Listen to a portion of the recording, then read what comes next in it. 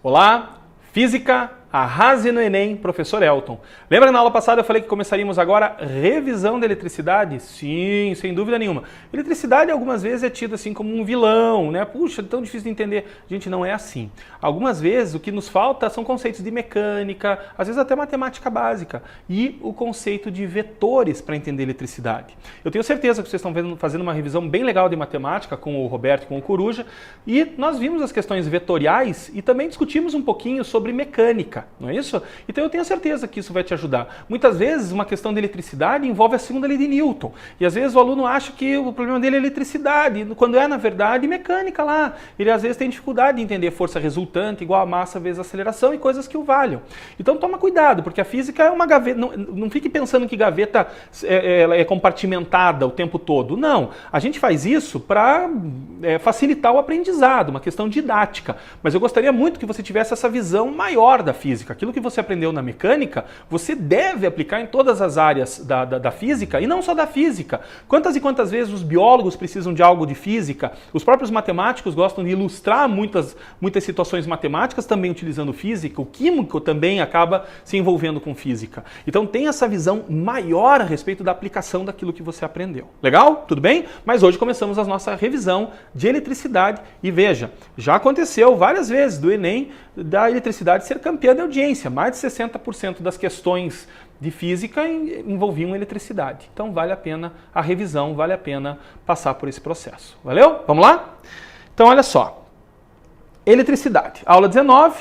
A gente vai ver nessa aula, a gente vai fazer uma revisão rápida a respeito das leis de Ohm, certo? Professor, você colocou um átomo aí e aula de química agora? Não, veja bem, os fenômenos elétricos ocorrem porque a matéria está eletrizada, não é isso? Numa visão mais simplificada do que é o átomo, a gente pode entender esse núcleo, né, carregado positivamente em função da presença de prótons, os nêutrons que lá estão não contribuem com fenômenos elétricos, e os elétrons que estão nas eletrosferas têm cargas negativas. Então a matéria, ela é carregada. Nós somos formados por átomos que constituem as moléculas, e esses átomos são constituídos por partículas mais elementares, vamos dizer assim, o próton, o elétron e o nêutron, e dois deles exibem cargas elétricas, certo? Então é daí que surgem os fenômenos elétricos. Vamos adiante. Corrente elétrica. Vamos dar uma olhadinha no que é corrente elétrica. Eu quero que você olhe primeiro para essa figurinha aqui, ó, certo? Isso é um segmento de um condutor, de um pedacinho de cobre, um pedacinho de alumínio, um pedacinho de ouro. E reparem que lá dentro existem elétrons livres. Sim, a gente aprende lá na química que os metais têm elétrons livres, aqueles elétrons nas camadas de valência, e o metal está louco para perder esses elétrons para atender a regra do octeto, não é assim? Então é isso que está sendo representado aí. Os elétrons livres desse metal como se fosse uma névoa formada por elétrons. Esses elétrons têm movimentos próprios, movimentos térmicos. Eles vão para um lado, vai para o outro, só que em nenhum momento eles combinaram de ir para o mesmo lado, certo? Então, isso não constitui a corrente elétrica. Esse movimento desordenado dos elétrons não constitui o que a gente pode chamar de uma corrente elétrica que esteja fluindo por este condutor. Só que se eu ligar esse pedacinho de condutor numa bateria que aplica uma diferença de potencial, daqui a pouco a gente discute mais a fundo o que é uma diferença de potencial, o que importa é que eu liguei o polo positivo da bateria desse lado e liguei o polo negativo desse lado. E você lembra que os elétrons são negativos e são atraídos por cargas positivas, não é isso? Cargas de mesmo sinal se repelem, cargas de sinais contrários se atraem. Então está ocorrendo uma atração dos elétrons em direção ao polo positivo da bateria. Certo? Só que agora todos os elétrons se sentem atraídos pelo polo positivo que apareceu nesse condutor. Então todos eles começam a andar no mesmo sentido, como se fossem carros andando numa mesma rua, né, de mão única. Tá claro essa ideia? Então eu apliquei aquilo que nós chamamos de diferença de potencial utilizando uma bateria, e os elétrons que estavam se movimentando termicamente para todos os lados resolveram agora, por serem atraídos pelo positivo que apareceu lá, serem atraídos todos e todos caminharem para o mesmo lado. Como todo mundo está andando para o mesmo lado, agora dentro do condutor, isso sim constitui uma corrente elétrica, certo? Agora, como medir a intensidade da corrente elétrica? Então eu queria que você fizesse comigo um análogo mecânico que ajuda bastante a entender isso. Você já deve ter visto na tua cidade algumas vezes, nas estradas mais movimentadas, nas ruas mais movimentadas, uma pessoa que para lá com uma prancheta, um contadorzinho e um cronômetro, já viu isso? Quando passa um carro, ela mexe no contadorzinho. E claro que ela já está medindo o tempo, ela sabe que horas ela parou ali, que horas ela começou a fazer a medição, e ela vai ver depois a hora que ela encerra. E ela vai contar o número de carros que passaram por ali. Para que serve isso? Professor, imagina que ela esteja medindo o fluxo de carros naquele instante, ou entre aqueles instantes, naquela rua. Então, com isso, eles vão poder, os engenheiros de tráfego e tal, vão poder pensar em tempos de sinal aberto, qual rua tem que ficar com sinal verde mais tempo, e assim vai, certo? Imagine que eu virei uma dessas pessoas, só que eu não vou contar carro, eu vou contar elétron. Certo? Volta lá para a figura com essa mentalidade. Então, imagine que o Elton agora está parado aqui, ó. Né? Deixa eu apagar aqui. Eu estou parado aqui e eu vou contar, né? Ó, eu estou parado aqui com a minha pranchetinha na mão e eu vou contar quantos elétrons passam por ali, certo? Então eu aciono o cronômetro e conto 1 elétron, 2 elétrons, 3 elétrons, 4 elétrons e depois eu digo assim, ó, por aqui passaram 1000 elétrons em 1 segundo. Entenderam a ideia? Então, essa é uma maneira de medir corrente elétrica, gente. Eu vou poder dizer para vocês quantos elétrons passaram por ali na unidade de tempo. Então, isso é uma maneira de medir o I, que a gente chama de intensidade da corrente elétrica, certo? Veja se isso não é verdade. E é a carga elétrica do elétron. O elétron tem carga elétrica negativa, certo? Então, o E é a carga elétrica do elétron. N é o número de elétrons que eu contei. Então, se passaram 1000 elétrons ali, 1000 vezes a carga elétrica do elétron. Tudo bem? Dividido pelo intervalo de tempo que eu fiquei ali. Só que você talvez esteja lembrado, né, das aulas de eletrostática, que N vezes Z é a carga elétrica total que passou por aquele condutorzinho enquanto eu estava lá medindo. Certo? Então, N vezes Z é o quê? É a famosa equaçãozinha do Q igual a N vezes Z. Lembra disso? Onde esse E é a carga elementar, gente. Esse E, ele tem um valor, 1,6 vezes 10 na menos 19 coulombs. Esse é o valor do E. E essa é a carga elétrica do elétron. Coulomb é a unidade de carga elétrica do Sistema Internacional. Homenagem a um físico, né, um cientista chamado Coulomb. Certo? Charles Augustin de Coulomb. 1,6 vezes 10 na menos 19. Repare que o expoente menos 19 indica que esse número é bastante pequeno. Só que quando a gente fala de elétrons, quando nós estamos falando de elétrons, a gente está falando de uma quantidade enorme. Eu brinquei com vocês 1000 elétrons. Gente, se eu ficasse em 1 segundo contando quantos elétrons fluem num condutor, numa seção transversal do condutor, eu teria contado muito mais do que 1000 elétrons. 1000 elétrons é só um número que me vem na cabeça para exemplificar. Mas são muitos e muitos, são quintilhões de elétrons que passam por ali, certo? Então você precisa de um número bastante grande. Então é ruim ficar mexendo com esse Nzinho na equação o tempo todo. Por isso que é legal pegar o N vezes Z, que foi aquilo que eu contei lá, e transformar isso em carga elétrica dada em Coulomb. Agora, a carga elétrica de um elétron sozinho realmente é muito pequenininha. É a menor carga elétrica que pode ser encontrada livre na natureza. E a carga do elétron é igual à carga do próton, só que o próton é positivo, lembre disso. Então os dois têm carga elétrica de 1,6 vezes 10 na menos 19 coulombs. O elétron é negativo, o próton é positivo, tá ok? Só que essa carga é pequenininha, mas a união faz a força, não é assim? Então, quando a gente fala de elétrons, a gente fala de muitos elétrons. Ora, a carga individualmente de cada um pode ser muito pequena, mas juntos eles têm cargas elétricas que exibem fenômenos que podem ser medidos. Tá ok? Tranquilo? Vamos adiante. Então, no lugar do N vezes Z, eu substituo o porquê, que é nada mais nada menos do que a carga elétrica que fluiu naquele condutor nesse intervalo de tempo ΔT, que foi o intervalo que eu fiquei ali.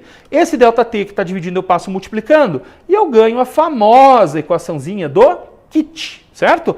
Que é a carga elétrica que fluiu no condutor nesse intervalo de tempo que eu fiquei olhando e a intensidade da corrente elétrica, dada em ampere, a gente já vai discutir isso, vezes o intervalo de tempo. Certo? Então, a carga que fluiu naquele condutor em função da corrente elétrica e do tempo que se ficou observando, se ficou medindo, tá ok?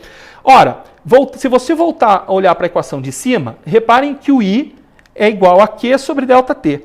Q é dado em Coulomb, então olha aqui, ó, Coulomb, dividido pelo intervalo de tempo dado em segundo. Então a unidade da corrente elétrica no Sistema Internacional é o Coulomb por segundo. É bacana você pensar em termos de Coulomb por segundo, porque isso te faz entender o que é a corrente elétrica. Imagine uma corrente elétrica de 2 coulombs por segundo. O que isso quer dizer? Ah, professor, se eu ficar olhando 1 segundo para aquela seção transversal do condutor, vão passar por ali uma carga de 2 coulombs. Por ali vai passar uma carga de 2 coulombs a cada segundo. Se eu ficar 2 segundos olhando, eu terei visto passar 4 coulombs de carga naquele condutor. Isso mesmo, gente. Então é bacana você pensar em termos de coulomb por segundo. É bacana você ter essa visão. 2 coulombs a cada segundo. Só que o coulomb por segundo nós chamamos de ampère, homenagem a um outro físico, André-Marie Ampère, um físico francês, que analisou e estudou as correntes elétricas, tá ok? Então, em homenagem a ele, ampère para a corrente elétrica. Mas é muito legal você ter essa visão, eu vou até escrever de novo aqui, ó. É muito legal você ter essa visão de que uma corrente elétrica de 3 amperes refere-se ou mostra para a gente que por ali estão fluindo 3 coulombs de carga a cada segundo que passa. Tudo bem? É bem legal ter essa visão. Tudo bem? Vamos adiante? Seguindo. Eu tinha dito para vocês da aplicação da diferença de potencial para que os elétrons quisessem todos andar para o mesmo lado, não é isso? Então, de novo, ó, reparem o seguinte, aqui continua tendo um pedacinho de um condutor, pode ser um pedacinho de cobre, um pedacinho de alumínio, de ouro, né? E eu liguei uma pilha, certo? Um gerador. Isso aqui é uma pilha, um gerador, liguei um gerador ali. Reparem que eu tenho o polo negativo da pilha, então desse lado eu tenho o negativo, aqui está o polo positivo, liguei lá e tenho o positivo. Reparem que os elétrons estão louquinhos, doidinhos, correndo em direção ao polo positivo, certo? Eu acabei fechando um circuito elétrico aí, então eu tenho realmente corrente elétrica fluindo numa seção transversal desse condutor, certo? Beleza. Agora, a pilha aplicou o gerador, aplicou o que nós chamamos de diferença de potencial. Para você entender a diferença de potencial, o análogo mecânico legal para você entender isso é isso aqui, ó. Imagine aqui, ó. Olha para essa primeira figurinha. Eu estou tentando representar aqui um aquário, né? Dividido, tá? E eu tenho água desse lado, aqui tem uma torneira e desse lado eu não tenho água, né? Tá vazio daquele lado. O que vai acontecer se eu abrir a torneira? Ah, professor, vai fluir água pela torneira. Isso. Vai fluir água pela torneira até a hora que esse lado ficar vazio e toda a água ficar desse lado. Certo ou errado? Errado, professor. Não vai dar para toda a água passar lá para o outro lado. Realmente não vai dar. Essa é a resposta correta. Não tem como toda a água passar para lá. A não ser que você bombeie. Só que daí você tem que gastar energia. A gente está falando de uma coisa natural, certo? Naturalmente. O que vai acabar acontecendo naturalmente? A figurinha de baixo está dizendo, né? Naturalmente, a quantidade de água vai se igualar aqui, certo? Vai dividir um pedaço para cada lado. Gente, não fique preocupado aqui com os volumes serem iguais, tá? Não fique pensando assim. O volume que tem aqui embaixo é igual ao volume que tem lá em cima, tá? O que eu queria que você enxergasse essas coisas, por isso eu fiz assim. Então, no momento em que o nível d'água nesse ramo tornar-se igual ao nível d'água no outro ramo, cessa o fluxo de água pela torneira. Concordam comigo? Então, isso é a diferença de potencial, a diferença de nível d'água. Então, imagine que a água esteja aqui, ó, certo? Imagine que a água já esteja aqui, tá? E aqui a água está aqui em cima. Gente, por favor, me ajudem a imaginar assim, certo? Então, existe uma diferença de nível, existe uma diferença de alturas de água.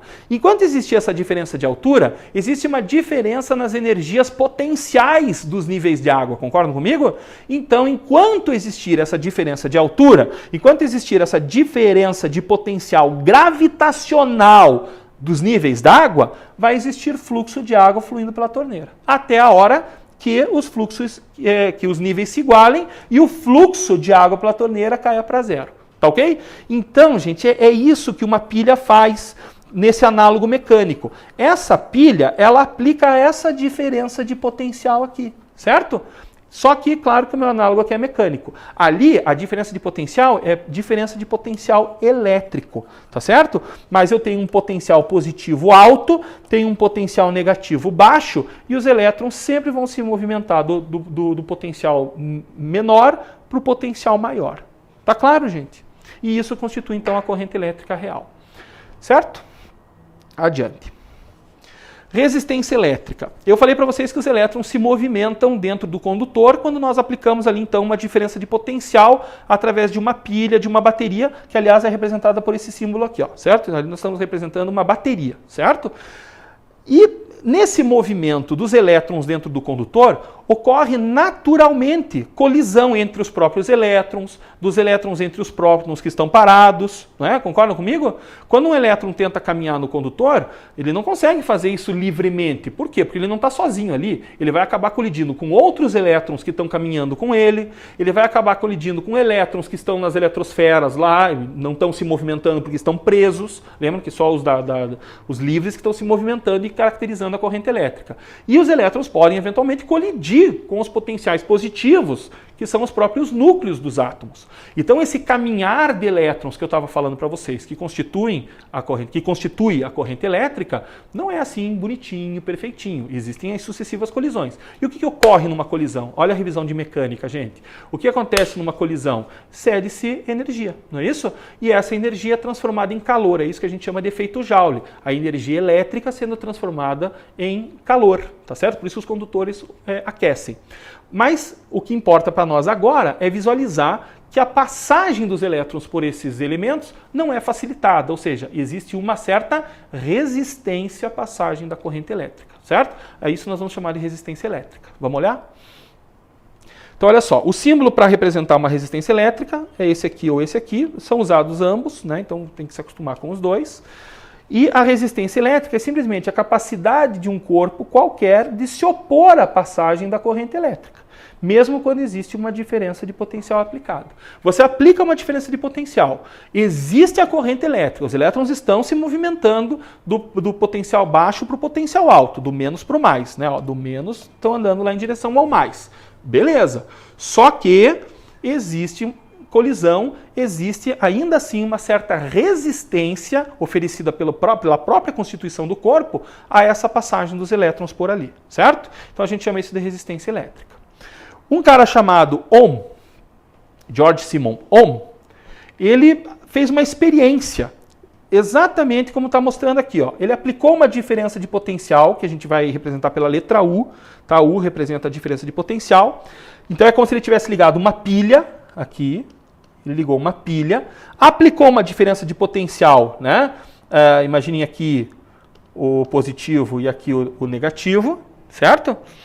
Positivo da pilha, o negativo da pilha, e surgiu uma corrente elétrica indo do mais para o menos. Professor, mas não era do menos para o mais, é que a gente estava olhando os elétrons, né? Elétrons representam o sentido real da corrente. Num circuito elétrico, né, a gente analisa como se os prótons andassem. Professor, peraí que eu não entendi nada. São os elétrons que andam? São. Os prótons não, porque são grandões e estão presos lá na rede cristalina e não conseguem caminhar. Isso. Isso é o núcleo é um bolo fofo, né? Tem nêutron lá dentro. Então ele não vai sair caminhando por aí. Mas então por que você está me dizendo que são as cargas positivas que andam? É uma questão histórica, gente. Tá? Antes da gente conhecer a estrutura da matéria, imaginavam-se que eram cargas positivas que andavam. Então o sentido da corrente elétrica indicado nos circuitos, nós chamamos de corrente convencional, como se fossem cargas positivas deslocando. Tá certo? Então quando você vê os elétrons deslocando, corrente real. O sentido que nós utilizamos é o sentido convencional, contrário ao dos elétrons, como se cargas positivas andassem, certo? Volta para o circuito. Então, olha lá. Então, aqui. Então, sentido real, como se sentido convencional, como se cargas positivas andassem. Cargas positivas vão do mais para o menos, né? São repelidas pelo menos e atraídas pelo mais, certo? Então, o homem fez a seguinte experiência. Ele foi variando a diferença de potencial e foi medindo as novas correntes elétricas que ele obtinha para cada U que ele conseguia variar. E ele fez uma razão do U pelo I. Então veja, ele pegou as primeiras leituras, fez a divisão, segunda leitura, terceira leitura, e ele percebeu que por mais que ele fizesse leituras e dividisse o U que ele aplicava pela corrente que ele media, esse valor era sempre uma constante. A esse valor constante, olha aqui, ó, a esse valor constante da razão U por I, ele chamou de resistência elétrica. Certo?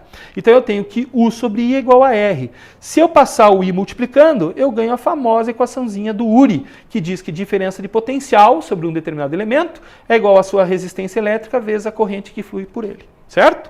Se você olhar que R é U sobre I, U é dado em volt. Diferença de potencial é dada em volt. Essa DDP, que a gente também representou por U, tem como unidade no sistema internacional o volt, em homenagem ao Volta, não é isso?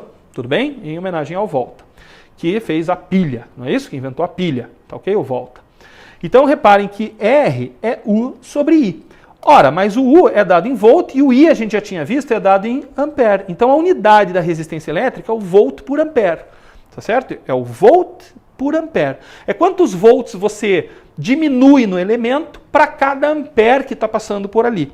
E esse volt por ampere a gente representa pela letra ômega, né? Que a gente chama de ohm. Tá? Então a unidade do sistema internacional é o ohm. É a letra ômega que nós chamamos de ohm. Então a unidade de resistência elétrica no sistema internacional é o ohm. Tá ok? Ohm, em homenagem ao físico alemão. Tranquilo? E guardem essa equaçãozinha porque ela é bastante importante. U é igual a R sobre I. O que é interessante você observar é que RI, para a mesma diferença de potencial, quer ver? Vamos olhar para essa equaçãozinha aqui, ó, certo? Reparem que para o mesmo U, se você mantiver o U constante, reparem que R e I são grandezas inversamente proporcionais. Ou seja, para a mesma diferença de potencial aplicada, quanto maior for a resistência que o elemento oferece à passagem da corrente, menor vai ser a corrente que flui por ali. Tá? Então é bacana observar isso. Se fizermos um gráfico da tensão pela corrente elétrica, né? U é igual a R vezes I, repare que essa equação tem um formato do primeiro grau, né? Com o termo independente, com o coeficiente linear igual a zero. Deixa eu escrever aqui bonitinho. Ó. U é igual a R vezes I. Reparem, comparem A vezes X. Tá ok? Comparem com a equaçãozinha lá da matemática. Então isso é uma reta que passa pela origem necessariamente, não é isso? Quando não se aplica diferença de potencial nenhuma, não se tem nenhuma corrente elétrica. À medida que você vai aplicando diferentes diferenças de potencial, você vai encontrando correntes elétricas. Ó, olha a experiência do Ohm aqui. Ó. Ele aplicou U2, ele encontrou uma corrente I2. Tá vendo? Opa, aqui é I2. E assim vai. Certo? Se você pegar os valores das tabelas do Ohm e colocar num gráfico, você vai encontrar uma reta desse tipo, certo? Se você pegar a tangente desse ângulo, você vai ter um U sobre o I. Concordam comigo? Deixa eu fazer bonitinho na figura. Ó. Se você pegar um triângulo, a gente já fez isso em outras aulas, né? Fechar esses triângulos aqui, ó. Então, se você pegar a tangente do alfa, você vai ter cateto oposto dividido pelo cateto adjacente. O cateto oposto é uma diferença de potencial. E o cateto adjacente é uma corrente elétrica. Então, U sobre I é igual a R. Eu poderia até escrever assim, ó. A tangente de alfa é U sobre I. Opa, é U sobre I. Mas o que é U sobre I? É R. A gente viu no slide anterior. Tranquilo? Então, a inclinação do gráfico me diz qual é a resistência elétrica. Então, eu posso dizer para vocês que quanto mais inclinado for o gráfico, maior é a resistência que ele está representando. Então aqui, ó, se eu fizer duas retas assim, reta 1, reta 2 e reta 3, qual dos elementos tem maior resistência? O 3, porque tem maior inclinação, certo? Quem tem a menor resistência dos 3? O 1, porque tem a menor inclinação. Joia? Tranquilo? Então, o 1 oferece menos resistência à passagem da corrente, enquanto que o 3 é quem oferece maior oposição. Tanto é verdade que para você conseguir essa corrente elétrica aqui, veja que 1 você precisa aplicar esse U1 aqui, pequenininho. Para o 2, você precisa aplicar essa diferença de potencial aqui. Agora, para ter 3, olha a diferença de potencial grandona que você tem que aplicar. Entenderam a ideia? Beleza? Vamos lá. Existem resistores... E, claro, tudo isso que a gente discutiu agora refere-se a resistores ômicos. Resistores ômicos são aqueles que, por mais que você aumente a diferença de potencial aplicada sobre ele, e por mais que a corrente elétrica aumente em função do aumento da diferença de potencial, a resistência elétrica desse elemento permanece constante. Mas nem todos os elementos são assim.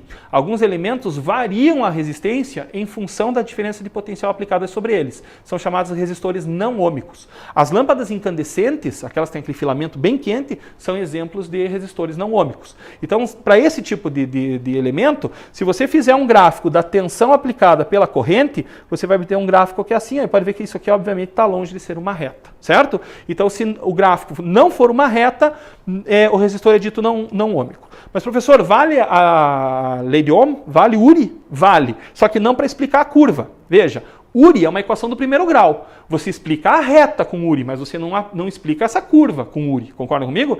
Mas vale no ponto. O URI vale no ponto. Como assim, professor? Olha para o gráfico. Você pode aplicar URI nesse ponto aqui, ó. Você vai descobrir qual é a resistência aparente do elemento nessas condições. Se você pegar um outro ponto aqui, você vai encontrar um outro valor de resistência, vamos chamar de 1 e de 2. Você vai encontrar um outro valor de resistência, certo? Só que é a resistência que o elemento oferece naquele momento, mas não é constante, porque, obviamente, pelas inclinações, você percebe que o R2, a resistência 2, é maior que a resistência 1. Eu estou olhando pela inclinação. Ó, pode ver que aqui a inclinação é pequenininha, aqui a inclinação é grande. Não é isso? Quanto maior a inclinação, maior é a resistência. Então, a resistência 2 é maior que a resistência 1. Repare que a resistência foi variando à medida que você foi aumentando a diferença de potencial ou a tensão elétrica.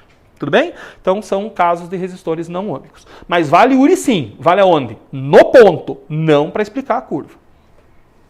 A segunda lei de Ohm tem a ver com a resistividade do material. Ou melhor, eu posso calcular a resistência elétrica de um determinado condutor através de elementos geométricos, certo? E o análogo aqui é o trânsito. O análogo aqui é o trânsito numa rua. Quanto mais estreitinha for a rua, com um monte de carro, mais difícil é você passar por ali. Quanto mais larga for a rua, os carros se espalham e você passa melhor, não é isso? Então, condutores que são fininhos têm resistências elétricas grandes. Condutores que são grossos têm resistências elétricas baixas. E também depende do comprimento. Se é uma rua muito comprida, muito longa, cheia de carro, você vai ter dificuldade para passar por ali. Mas se for uma rua curta, vai ter menos carro, então você vai passar com mais facilidade. Tá? Então essa que é a ideia que está por trás da segunda lei de Ohm, que diz que a resistência elétrica desse elemento aqui, desse condutorzinho, depende do comprimento, né? Então, diretamente proporcional, porque quanto maior o comprimento, maior a resistência,